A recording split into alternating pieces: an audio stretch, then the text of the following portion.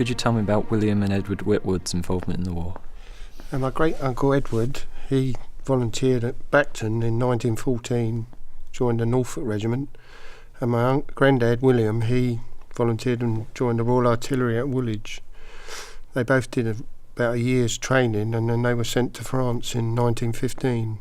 Could you tell me who's in this photograph? This is a photograph of my grandfather William in his Royal Artillery uniform.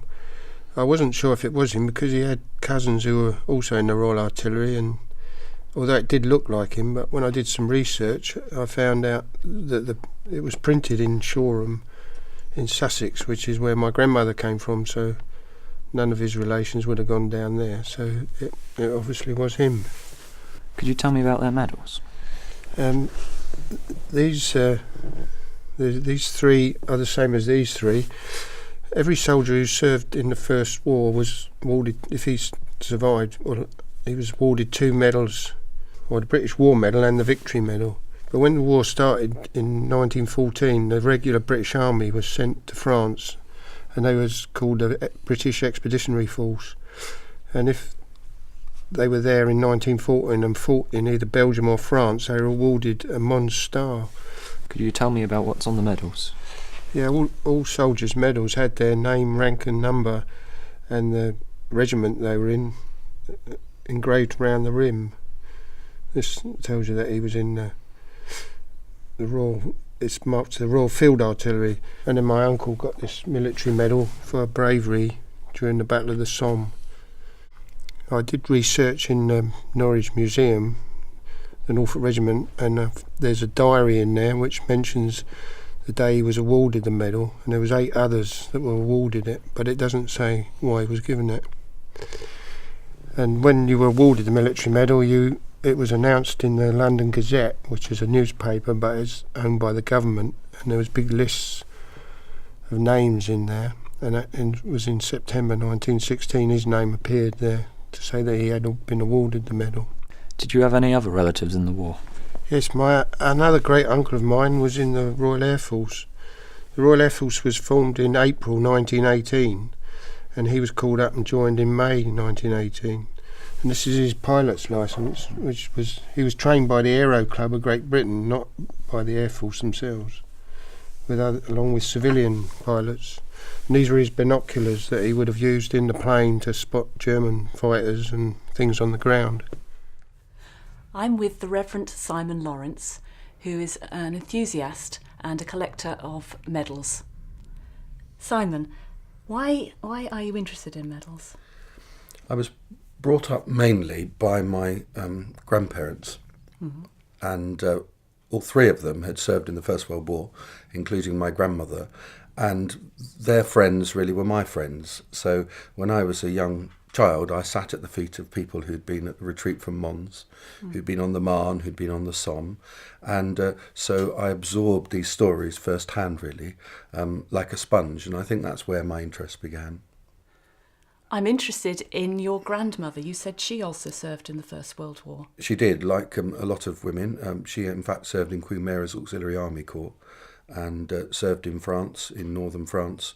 And it wasn't an easy place to be because there were people in that corps who were killed and there were people who died of wounds. And I see she has a couple of medals here as well. Yes, like all women that served in France, she was entitled to her war medals and she claimed them. And one of her great claims to fame was that she was a full member of the Royal British Legion and not an associate member because she had actually served as a person in the services in France. So can you tell me a bit more about some of the First World War medals?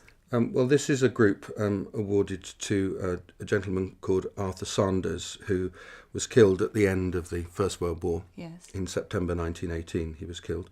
He was a regular soldier, like many soldiers, and he went out to France in 1914, in late August 1914, and so he has the 1914 star, but because he wasn't under fire, he didn't receive the bar to it, but he was certainly out in France during that time and was out in France for the whole of the war.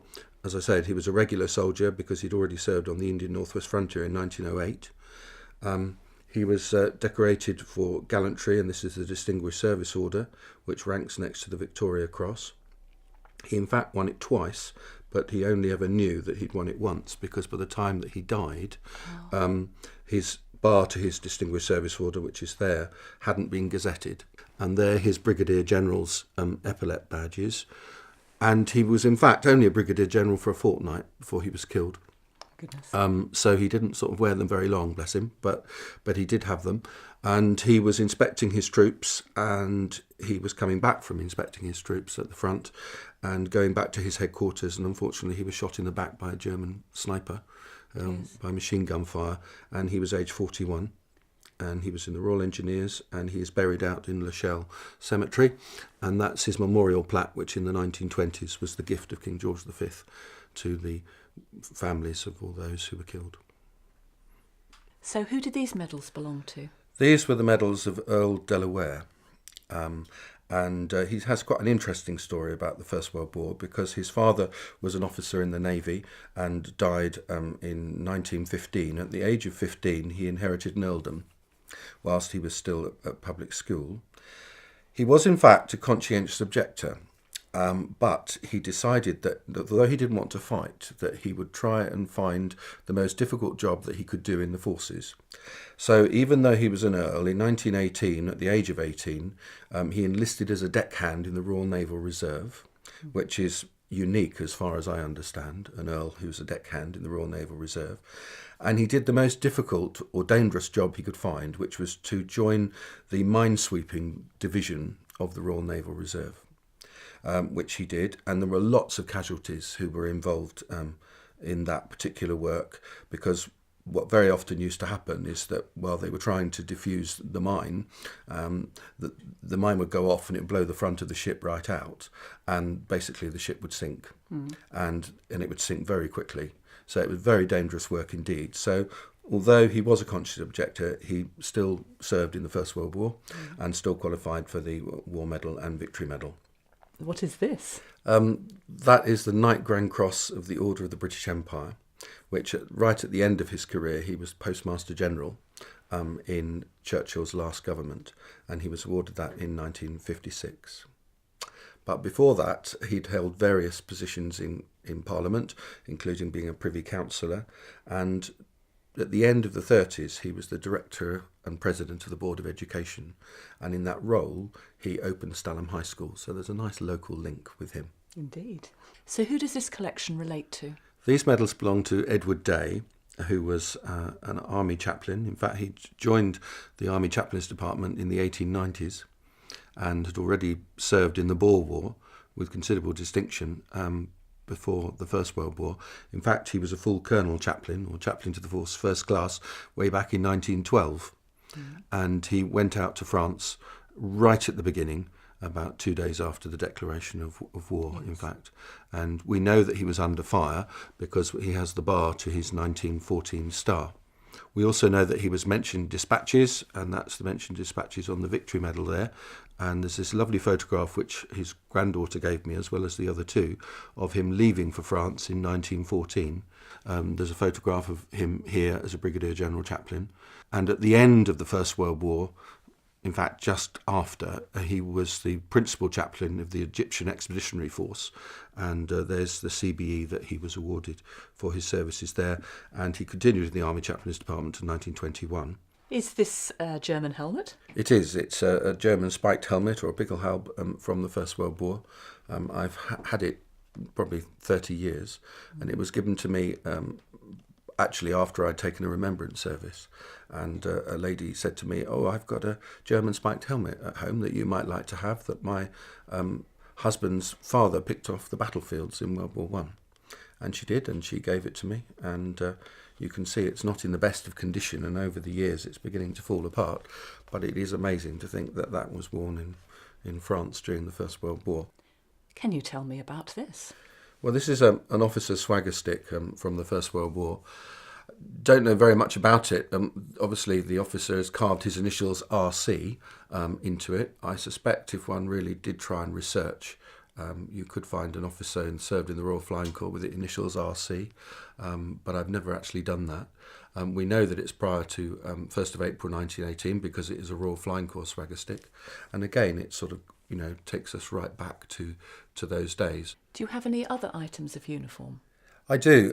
I have a First World War uniform, which is quite interesting. It's an Yes. officer's uniform. It was made by a local tailor in Sheringham and Holt. It's badged to an officer of the Royal Sussex Regiment, and as we know that there was a contingent of Royal Sussex Regiment based in Stalham during the First World War. Who it belonged to, I don't know. But it'd be nice to think that maybe he had walked the streets of Stalham, but I can't say that, obviously. So who are these people? Well, these are the last three survivors of the Great War, who are sadly, of course, no longer with us.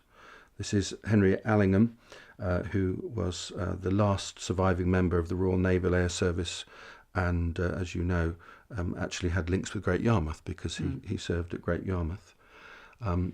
This is Bill Stone, who was the last surviving Royal Naval veteran from the First World War, and this, of course, is Henry Allingham, who's the last Tommy, the last soldier to have served in the trenches. And so I keep this photograph because it's representative of a generation that's sadly now gone, and is again another link with those years past.